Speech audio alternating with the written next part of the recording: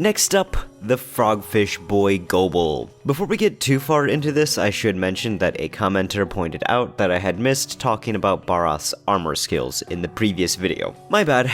In most games, Barroth's armor will give you a guard, which is good for shield using weapons, but the games where you get a defensive and attack boost, to me, are the best. So most of the time, it's a good early game set to go for.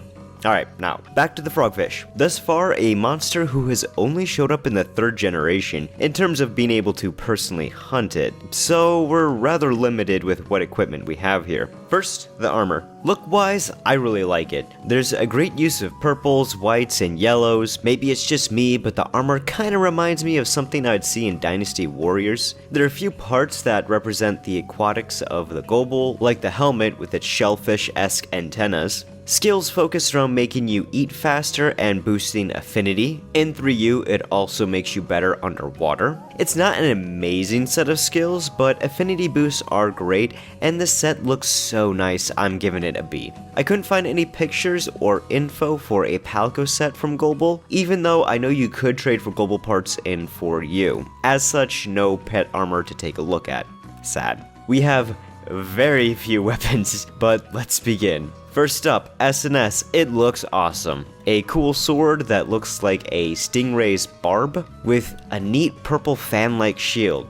But what makes this weapon even cooler is that the shield grows spikes when unsheathed. My favorite Gobul weapon by far. Next is Lance, which has this neat spear with spikes that resemble Gobul's tail. I think it's great, and the shield has this really nice pattern on it. Another quality looking weapon. While it isn't low rank, so I don't have them, Gobul does have a set of dual blades that I can at least show off via the smith menu. I like the dark purple and white colors, plus each blade looks different with some spiky handles. Pretty good. These weapons don't have the most amazing power, but are good for paralysis and have decent sharpness. I give the weapons an A.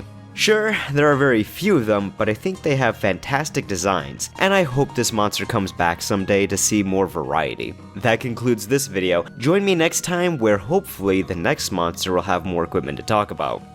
Adios!